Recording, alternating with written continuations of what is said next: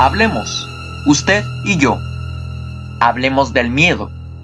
La casa está vacía mientras escribo. Fuera cae una fría lluvia de febrero. Es de noche. A veces cuando el viento sopla como hoy, se corta la electricidad. Pero por ahora tenemos corriente, así que hablemos muy sinceramente del miedo. Hablemos de forma muy racional de la aproximación al filo de la locura y quizá del salto al otro lado de ese filo. Me llamo Stephen King. Soy un hombre adulto con esposa y 3 hijos. Los amo y creo que este sentimiento es correspondido. Soy escritor y mi oficio me gusta mucho. Mis ficciones, Carrie, La hora del vampiro y El resplandor, han tenido tanto éxito que me permiten dedicarme exclusivamente a escribir, de lo cual estoy muy complacido. A esta altura de la vida parezco estar bastante sano. Durante el último año he podido cambiar los cigarrillos sin filtro que fumaba desde los 18 años por otra marca con un bajo contenido de nicotina y alquitrán, y todavía alimento la esperanza de poder librarme por completo de este hábito. Mi familia y yo vivimos en una linda casa a orillas de un lago de Maine relativamente libre de contaminación. El otoño pasado me desperté una mañana y vi un ciervo en el jardín que se abre detrás de la casa, junto a la mesa para picnics. Es una buena vida. Pero hablemos del miedo. No levantaremos la voz ni gritaremos. Conversaremos racionalmente, usted y yo. Hablaremos de la forma en que a veces la sólida trama de las cosas se deshace con alarmante brusquedad. Por la noche, cuando me acuesto, todavía tengo cuidado en asegurarme de que mis piernas estén debajo de las sábanas después de que se apagan las luces. Ya no soy un niño, pero no me gusta dormir con una pierna afuera, porque si alguna vez saliera de debajo de la cama una mano helada y me cogiera el tobillo, podría lanzar un alarido. Sí, un alarido que despertaría a los muertos.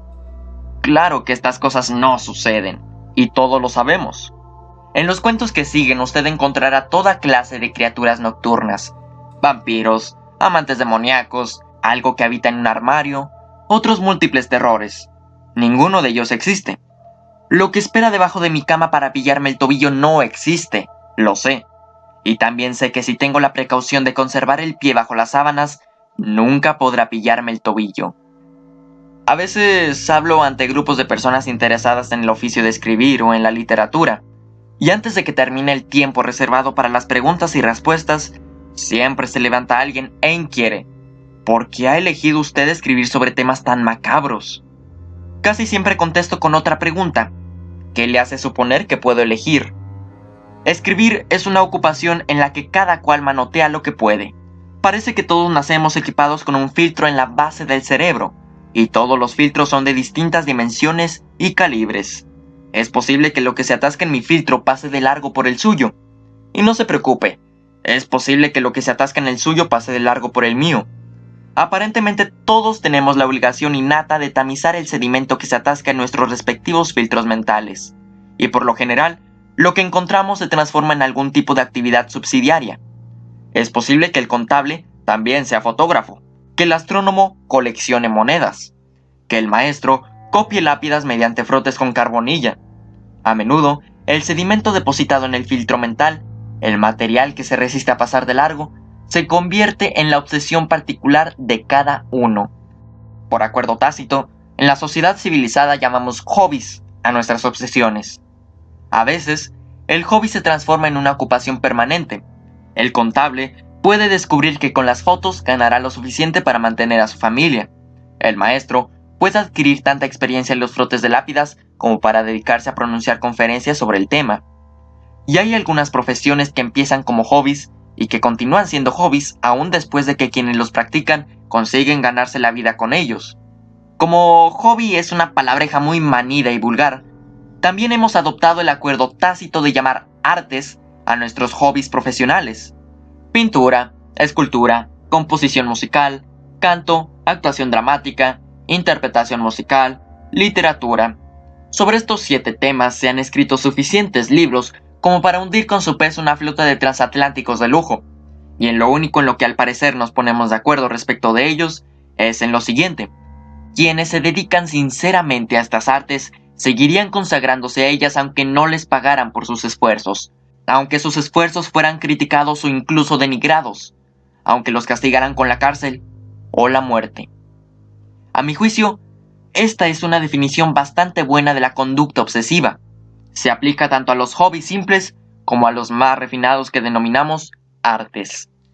Los coleccionistas de armas ostentan en sus automóviles adhesivos con la leyenda «Solo me quitará mi arma cuando me la arranque de mis fríos dedos cadavéricos».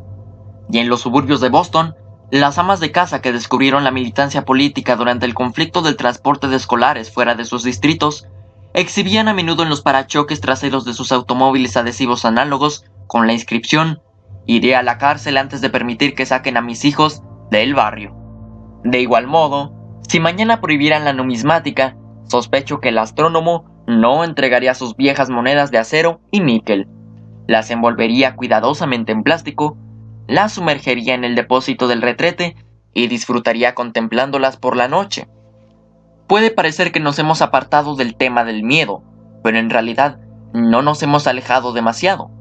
El sedimento que se atasca en la rejilla de mi sumidero es a menudo el del miedo. Me obsesiona lo macabro. Ninguno de los cuentos que figuran a continuación fue escrito por dinero, aunque algunos los vendí a revistas antes de reunirlos aquí y nunca devolví un cheque sin cobrarlo. Quizás soy obsesivo, pero no loco. Repito, sin embargo, que no los escribí por dinero. Los escribí porque se me antojó. Tengo una obsesión con la que se puede comerciar. En celdas acolchadas de todo el mundo hay maniáticos y maniáticas que no han tenido tanta suerte. No soy un gran artista, pero siempre me he sentido impulsado a escribir, de modo que cada día vuelvo a tamizar el sedimento, revisando los detritos de observación, de recuerdos, de especulación, tratando de sacar algo en limpio del material que no pasó por el filtro y no se perdió por el sumidero del inconsciente. Es posible que Louis L'Amour, el autor de las novelas del oeste, y yo nos detengamos a orillas de una laguna de Colorado y que ambos concibamos una idea en el mismo instante. Es posible también que los dos sintamos la necesidad apremiante de sentarnos a verterla en palabras. Tal vez el tema de su relato serán los derechos de riego en época de sequía, y es más probable que el mío se ocupe de algo espantoso y desorbitado que emerge de las aguas mansas para llevarse ovejas y caballos y finalmente seres humanos. La obsesión de Louis L'Amour gira alrededor de la historia del oeste americano. Yo prefiero lo que se arrastra a la luz de las estrellas. Él escribe novelas del oeste, yo escribo relatos de terror. Los dos estamos un poco chalados. Las artes son obsesivas y la obsesión es peligrosa. Se parece a un cuchillo hincado en el cerebro. En algunos casos, pienso en Dylan Thomas, en Ross Lockridge, en Hart Crane y en Sylvia Plath. El cuchillo puede volverse ferozmente contra quien lo empuña. El arte es una enfermedad localizada, por lo general benigna. Los creadores tienden a vivir mucho tiempo, y a veces atrozmente maligna. Hay que manejar el cuchillo con cuidado, porque se sabe que corta sin mirar a quién. Y las personas prudentes tamizan el sedimento con cautela, porque es muy posible que no toda esa sustancia esté muerta. Y una vez aclarado por qué uno escribe esas cosas, surge la pregunta complementaria. ¿Por qué la gente lee esas cosas? ¿Por qué se venden? Esta pregunta lleva implícita una hipótesis, a saber que el relato de miedo, de horror, refleja un gusto malsano. La gente que me escribe empieza diciendo a menudo, supongo que le pareceré raro, pero realmente me gustó La hora del vampiro, o probablemente soy morboso, pero disfruté insólito esplendor de principio a fin. Creo que la clave de esto podemos encontrarla en un fragmento de una crítica de cine de la revista Newsweek. Se trataba de un comentario sobre una película de terror, no muy buena, y decía más o menos lo siguiente: una película estupenda para las personas a las que les gusta minorar la marcha y contemplar los accidentes de carretera. Es un buen juicio cáustico, pero cuando uno se detiene a analizarlo comprende que se puede aplicar a todas las películas y relatos de terror. Ciertamente, La noche de los muertos vivientes, con sus truculentas escenas de canibalismo y matricidio, era una película para personas a las que les gusta minorar la marcha y contemplar los accidentes de carretera. ¿Y qué decir de la chica que vomita sopa de guisantes sobre el sacerdote en El Exorcista? Drácula de Stoker, que a menudo sirve como punto de referencia para los relatos modernos de terror. Y así debe ser, porque se trata del primero con matices francamente psicofreudianos. Describe a un maníaco llamado Renfield que engulle moscas, arañas y finalmente un pájaro. Regurgita el pájaro después de haberlo comido con plumas y todo. La novela también narra el empalamiento, la penetración ritual se podría decir, de una joven y bella vampira, y el asesinato de un bebé y su madre. La gran literatura de lo sobrenatural contiene a menudo el mismo síndrome del aminoremos la marcha y contemplemos el accidente. Beowulf, que mata a la madre de Grendel, el narrador de El corazón del Ator, que descuartiza a su benefactor enfermo de cataratas y esconde los trozos bajo las tablas del piso, la tétrica batalla del Hobbit Sam con la araña Shelob en el último libro de la trilogía de los anillos de Tolkien. Algunos lectores rechazarán vehemente esta argumentación y dirán que Henry James no nos muestra un accidente de carretera en La vuelta de tuerca. Afirmarán que las historias macabras de Nathaniel Hawthorne, como El joven Goodman Brown y El velo negro del clérigo, también son mejor gusto que Drácula. Es una idea absurda. También nos muestran el accidente de carretera. Han retirado los cuerpos, pero todavía vemos la chatarra retorcida y la sangre que mancha la tapicería. En cierto sentido, la delicadeza, la ausencia de melodrama, el tono apagado y estudiado de racionalidad que impregna un cuento como El velo negro del clérigo son aún más sobrecogedores que las monstruosidades batraicas de Lovecraft o El auto de fe del pozo y el péndulo de Poe. Lo cierto es, y la mayoría de nosotros lo sabemos, en el fondo, que muy pocos podemos dejar de echar una mirada nerviosa por la noche a los restos que jalonan la autopista, rodeados por coches patrullas y balizas. Los ciudadanos maduros cogen el periódico por la mañana y buscan inmediatamente las notas necrológicas para saber a quiénes han sobrevivido. Todos experimentamos una breve fascinación nerviosa cuando nos enteramos de que ha muerto un Dan Blocker, o un Freddie Prinze, o una Janis Joplin. Nos embarga el terror mezclado con una extraña forma de gozo cuando Paul Harvey nos cuenta por la radio que una mujer embistió el filo de una hélice en un pequeño aeropuerto de campaña durante una borrasca, o que un hombre metido en una gigantesca mezcladora industrial se evaporó instantáneamente cuando un compañero de trabajo tropezó con los controles. No hace falta explayarse sobre lo que es obvio. La vida está poblada de horrores pequeños y grandes, pero como los pequeños son los que entendemos, son también los que nos sacuden con toda la fuerza de la mortalidad. Nuestro interés por estos horrores de bolsillo es innegable, pero también lo es nuestra repulsa. El uno y la otra se combinan de manera inquietante, y el producto de esta combinación parece ser la culpa, una culpa quizá no muy distinta de la que acompañaba habitualmente al despertar sexual. No tengo por qué decirle que no se sienta culpable, así como tampoco tengo por qué justificar mis novelas ni los cuentos que encontrará a continuación. Pero se puede observar una analogía interesante entre el sexo y el miedo. A medida que adquirimos la capacidad de entablar relaciones sexuales, se aviva nuestro interés por dichas relaciones. Ese interés, si no se pervierte, se encausa naturalmente hacia la copulación y la perpetuación de la especie. A medida que tomamos conciencia de nuestra muerte inevitable, descubrimos la emoción llamada miedo, y pienso que así como la copulación tiende a la autoconservación, todo temor tiende a la comprensión del desenlace final.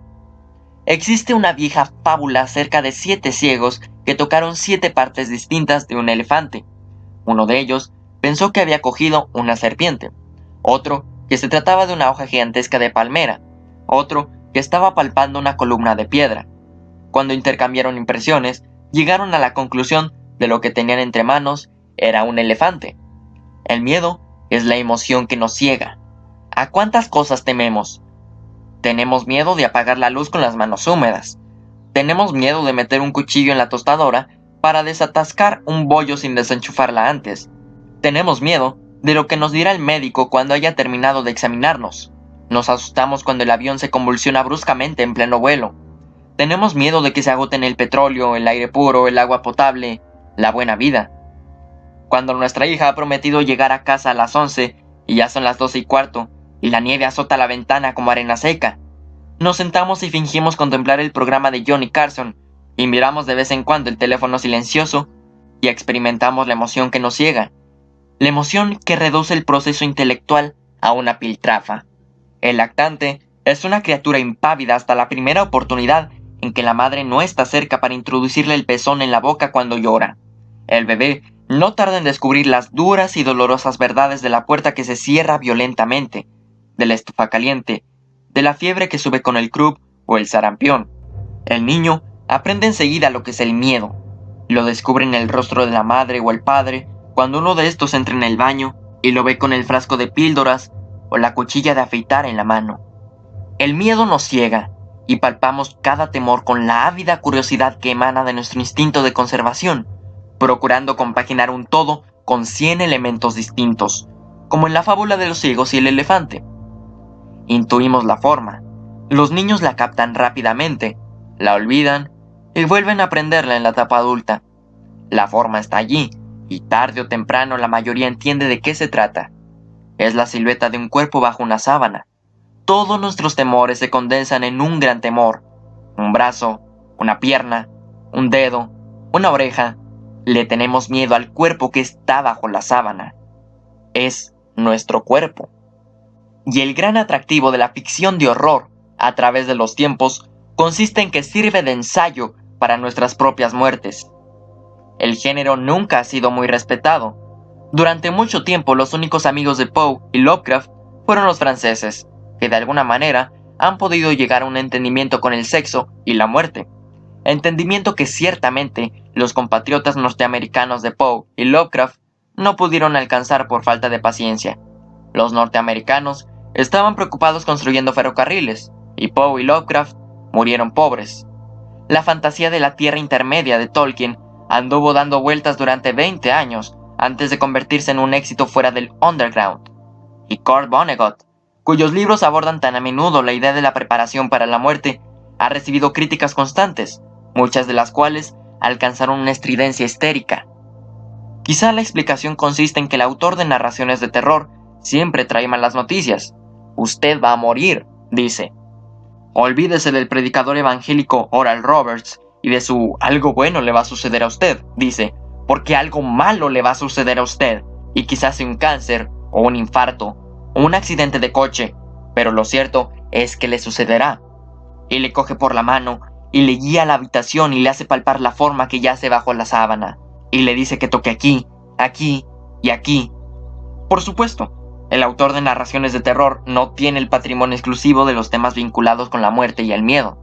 Muchos escritores considerados de primera línea los han abordado con diversos matices que van desde Crimen y Castigo de Fyodor Dostoyevsky hasta ¿Quién le teme a Virginia Woolf de Edward Albee, pasando por las novelas de Ross MacDonald que tienen por protagonista a Lew Archer. El miedo siempre ha sido espectacular, la muerte siempre ha sido espectacular. Son dos de las constantes humanas, pero solo el autor de relatos de horror y sobrenaturales le abre al lector las compuertas de la identificación y la catarsis. Quienes abordan el género con una pequeña noción de lo que hacen, saben que todo el campo del horror y lo sobrenatural es una especie de pantalla de filtración tendida entre el consciente y el inconsciente.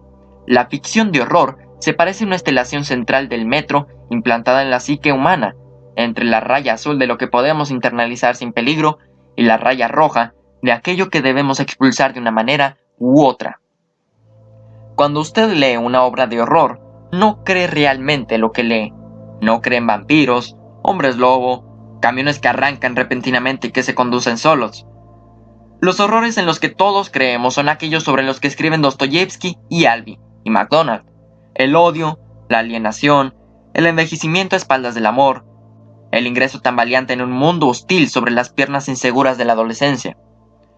En nuestro auténtico mundo cotidiano, somos a menudo como las máscaras de la comedia y la tragedia, sonriendo por fuera, haciendo muecas por dentro.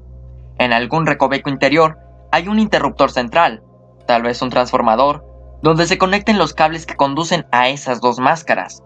Y es en ese lugar donde el relato de horror da tan a menudo en el blanco. El autor de narraciones de terror no es muy distinto del devorador de pecados galés, que presuntamente cargaba sobre sí las transgresiones de los queridos difuntos al compartir sus alimentos.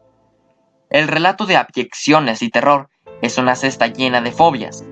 Cuando el autor pasa de largo, usted saca de la cesta uno de los horrores imaginarios y coloca dentro uno de los suyos propios, auténtico, por lo menos durante un tiempo.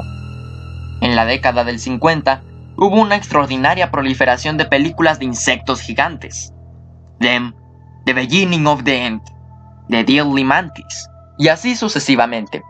Casi siempre, a medida que avanzaba la película, descubríamos que estos mutantes espantosos y descomunales eran producto de las pruebas atómicas realizadas en Nuevo México o en atolones desiertos del Pacífico, y en la más reciente Horror of Party Beach, que podría haberse subtitulado Armagedón sobre la manta de playa, los culpables serán los residuos de los reactores nucleares. En conjunto, las películas de grandes insectos forman una configuración innegable, una nerviosa gestal del terror de todo un país frente a la nueva era que había inaugurado el Proyecto Manhattan. En una etapa posterior de la misma década, hubo un ciclo de películas de terror con adolescentes, que se inició con I Was a Teenage Werewolf, historia de un hombre lobo adolescente, y que culminó con epopeyas como Teenagers from Outer Space y The Blob, donde un Steve McQueen imberbe, ayudado por sus amigos adolescentes, se batía contra una especie de mutante de gelatina. En una época en que cada revista semanal contenía por lo menos un artículo sobre la ola creciente de delincuencia juvenil, las películas de terror, con adolescentes, expresaban la incertidumbre de todo un país respecto a la revolución juvenil que ya entonces estaba fermentando. Cuando usted veía cómo Michael Landon se transformaba en un hombre lobo con la chaqueta adornada por las iniciales de una escuela secundaria, aparecía un nexo sobre la fantasía de la pantalla y sus propias ansiedades latentes respecto del golfo motorizado con el que salía su hija. A los mismos adolescentes, yo era uno de ellos y hablo por experiencia propia, los monstruos que nacían de los estudios arrendados de American International les daban una oportunidad de ver a alguien aún más feo de lo que ellos mismos creían ser.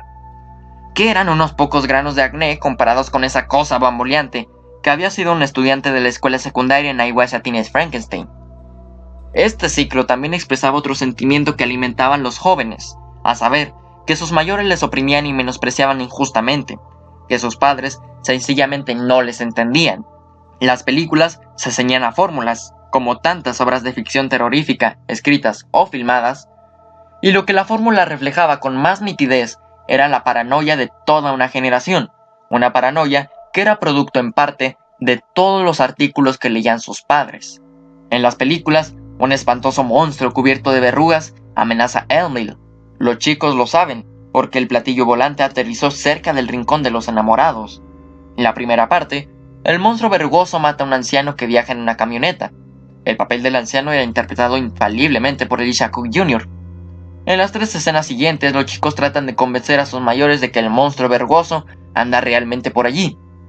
«Largaos de aquí antes de que os encierre a todos por salir tan tarde de vuestras casas», gruña el jefe de policía de Elmville, un momento antes de que el monstruo se deslice por la calle mayor, sembrando la desolación a diestra y siniestra. Al fin, son los chicos espabilados los que terminan con el monstruo verrugoso, y después se van a la cafetería a sorber malteados de chocolate y a menearse al son de una melodía inolvidable mientras los títulos de crédito desfilan por la pantalla. He aquí 3 posibilidades distintas de catarsis en un solo ciclo de películas, lo cual no está mal si se piensa que aquellas eran epopeyas baratas que generalmente se filmaban en menos de 10 días. Y no era que los guionistas, productores y directores de aquellas películas quisieran lograr ese objetivo. Ocurre, sencillamente, que el relato de horror se desarrolla con la mayor naturalidad en ese punto de contacto entre el consciente y el inconsciente, en el lugar donde la imagen y la alegoría prosperan espontáneamente y con los efectos más devastadores. Existe una línea directa de evolución entre I Was a Teenage Werewolf, por un lado, y La Naranja Mecánica, de Stanley Kubrick, por otro, y entre Teenage Monster, por un lado, y la película Carrie, de Brian De Palma, por otro. La gran ficción de horror es casi simplemente alegórica. A veces la alegoría es premeditada, como en Rebelión en la Granja en 1984, y en otras ocasiones es casual. J.R.R. Tolkien juró vehemente que el oscuro amo de los Mordor no era Hitler disfrazado, pero la tesis y los ensayos que sostienen precisamente eso se suceden sin parar. Quizá porque, como dice Bob Dylan, cuando uno tiene muchos cuchillos y tenedores, es inevitable que corte algo. Las obras de Edward Albee, de Steinbeck, de Camus, de Faulkner giran alrededor del miedo y la muerte, y a veces del horror, pero generalmente estos escritores de primera línea los abordan en términos más normales y realistas. Sus obras están encuadradas en el marco de un mundo racional. Son historias que podrían suceder. Viajan por la línea de metro que atraviesa el mundo exterior. Hay otros autores, James Joyce, nuevamente Faulkner, poetas como T.S. Eliot, Sylvia Plath y Anne Sexton, cuya obra se sitúa en el territorio del inconsciente simbólico. Viajan en la línea de metro que se introduce en el panorama interior, pero el autor de narraciones de terror está casi siempre en la terminal que une estas dos líneas, por lo menos cuando da en el blanco. En sus mejores momentos, nos produce a menudo la extraña sensación de que no estamos totalmente dormidos ni despiertos, de que el tiempo se estira y se ladea, de que oímos voces pero no captamos las palabras ni la intención, de que el ensueño parece real y la realidad onírica. Se trata de una cosa terminal extraña y maravillosa. La casa de la colina se levanta allí, en ese lugar donde los trenes corren en ambas direcciones, con sus puertas que se cierran prudentemente. Allí está la mujer de la habitación con el empapelado amarillo, arrastrándose por el piso con la cabeza apoyada contra esa tenue mancha de grasa. Allí están los vendedores ambulantes que amenazaron a Frodo y Sam, y el modelo de Pigman, y el Wendigo, Norman Bates y su madre terrible. En esta terminal no hay vigilia ni sueños, sino solo la voz del escritor, baja y racional, disertando sobre la forma en que a veces la sólida trama de las cosas se deshace con alarmante brusquedad. Le dice que usted quiere contemplar el accidente de carretera, y sí, tiene razón, eso es lo que usted quiere. Hay una voz muerta en el teléfono, algo detrás de los muros de la vieja casona que suena como si fuera más grande que una rata, movimientos al pie de la escalera del sótano. El escritor quiere que usted contemple todas estas cosas y muchas más. Quiere que apoye las manos sobre la forma que se oculta debajo de la sábana, y usted quiere apoyar las manos ahí. Sí. Estos son, a mi juicio, algunos de los efectos del relato de horror, pero estoy firmemente convencido de que debe surtir otro efecto, y este sobre todos los otros. Debe narrar un argumento capaz de mantener hechizado al lector o al escucha durante un rato, perdido en un mundo que nunca ha existido, que nunca ha podido existir. Debe ser como el invitado a la boda que detiene a uno de cada tres. Durante toda mi vida de escritor me he mantenido fiel a la idea de que en la ficción el mérito del argumento tiene prioridad sobre todas las otras facetas del oficio de escritor. Ni la descripción de los personajes, ni el tema, ni la atmósfera valen nada si el argumento es aburrido. Y si el argumento se apodera del lector o el escucha, todo lo demás se puede perdonar. Mi cita preferida en este contexto proviene de la pluma de Earl Rice Burroughs, a quien nadie postularía como gran escritor mundial, pero que conocía a fondo los méritos de un buen argumento. En la primera página de The Land That Time Forgot, el narrador encuentra un manuscrito en una botella. El resto de la novela es la transcripción de ese manuscrito. El narrador dice: leed una página y os olvidaréis de mí. Es un compromiso que Burroughs hace valer. Muchos autores de mayor talento que él no lo han conseguido.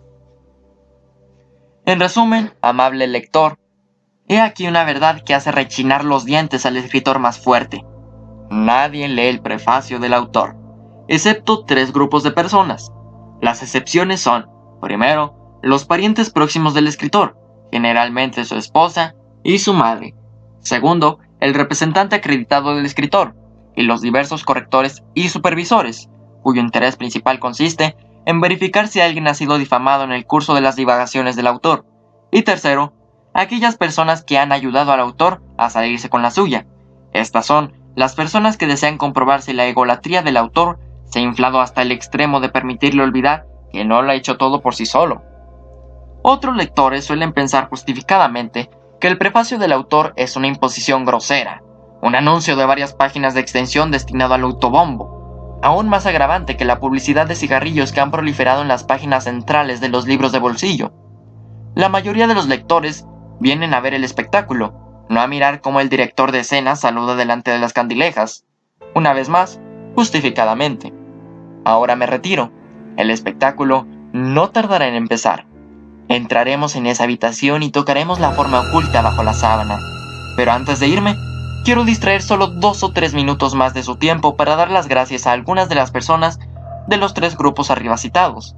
Hay un último grupo al que me gustaría transmitir mi agradecimiento, y lo componen todos y cada uno de los lectores que alguna vez aligeraron su billetera para comprar algo que yo había escrito. En muchos sentidos, este libro les pertenece, porque indudablemente no se podría haber escrito sin ustedes. Gracias, pues. El lugar donde me encuentro aún está oscuro y lluvioso. Es una excelente noche para esto. Hay algo que les quiero mostrar, algo que quiero que toquen. Está en una habitación no lejos de aquí. En verdad, está casi a la misma distancia que la próxima página. ¿Vamos allá?